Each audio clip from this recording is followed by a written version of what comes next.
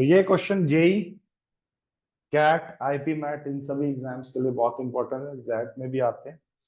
HP एक 11th class का topic है, मोस्ट इंपॉर्टेंट कॉम्पिटिटिव एग्जाम में। स्कूल लेवल पे क्या होता है कि 11th में अब करवाते नहीं है ये, लेकिन कॉम्पिटिटिव में एचपी आता है। अगर एपीजीपी एचपी की बात करो तो सबसे ज्यादा एचपी और ज्योमेट्रिक मीन वाला टॉपिक बड़ा इंपॉर्टेंट रहता है। ठीक है जी, तो आइए क्या कह रहे हैं।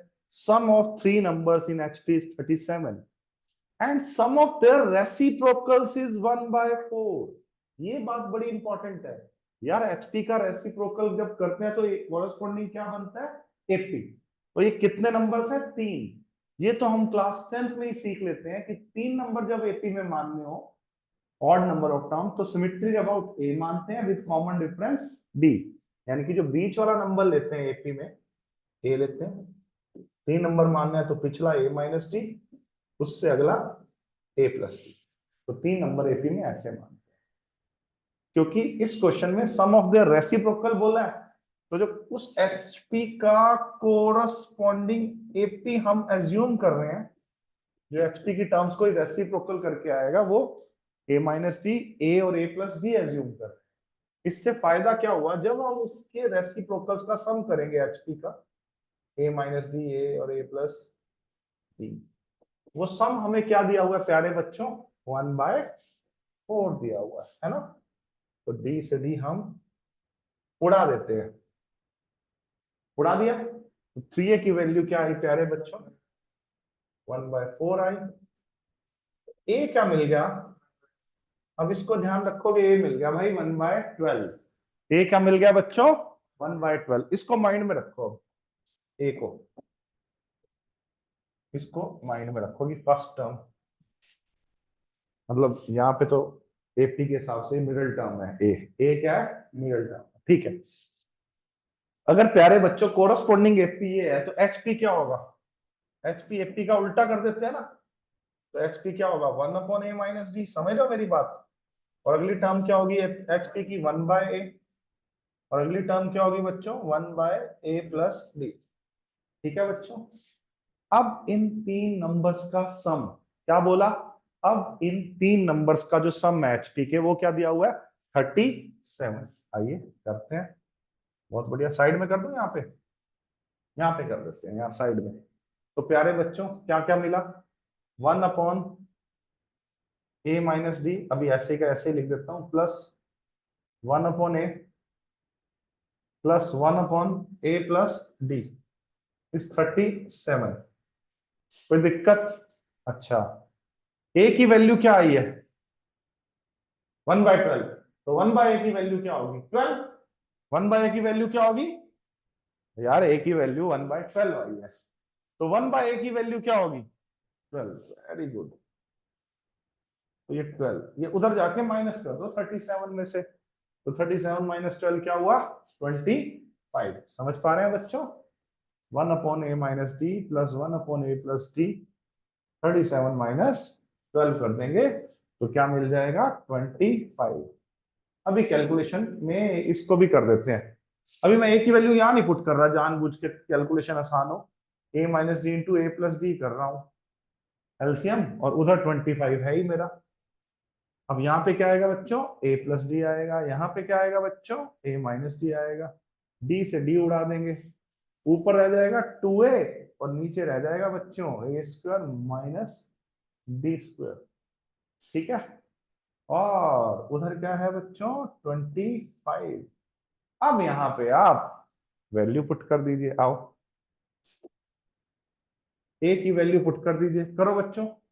अगर आप ए की वैल्यू पुट कर रहे हैं तो क्या आ रहा है देखो,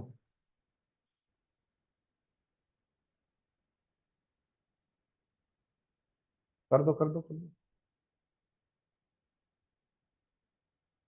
या आप इसको यूं भी सोच सकते हैं, थोड़ा सा कैलकुलेशन आसान बनाने के लिए, 2a/25 is a square minus D square. ठीक है, और डी स्क्वायर की वैल्यू आ जाएगी ए स्क्वायर माइनस 2a/25। ये थोड़ा सा आसान पड़ेगा।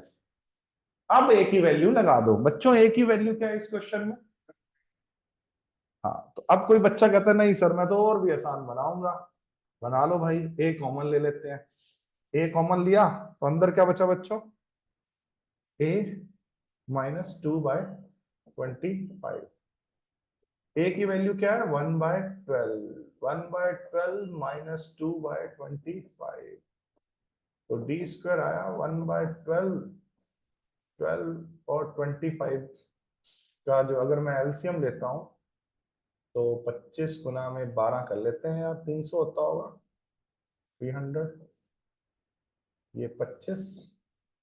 एलसीएम ना भी लो आप कॉमन मल्टीपल भी ले सकते हो, अगर आपको कभी ऐसा लगे ना यार एलसीएम नहीं लिया जा रहा है तो आप दोनों का प्रोडक्ट भी ले सकते हो, उससे कोई फर्क नहीं है, बाद में चीजें वही हो जाती है।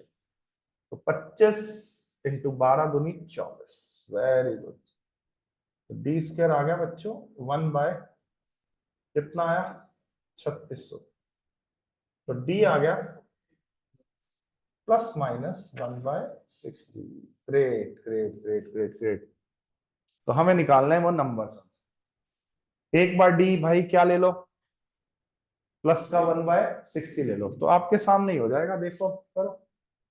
1 अपॉन फर्स्ट टर्म क्या बेटी, एच टी की 1/a-d, 1/12 माइनस, एक बार प्लस, एक बार प्लस ले लेते, हाँ एपी में पुट कर दो यार, बात वही है, उसका उल्टा कर दो, बात तो वही है ना at the end of the day.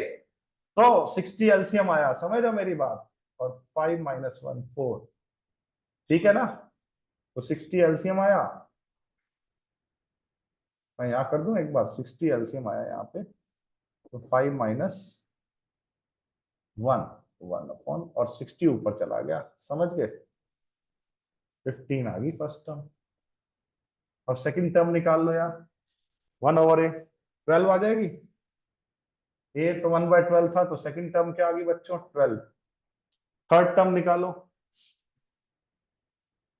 ए क्या था 1/12 प्लस 1/60, 60 एलसीएम आया, समझ रहे हो मेरी बात, 5 और 10 आ जाएगी, क्या आ जाएगी सॉल्व करके ये 10।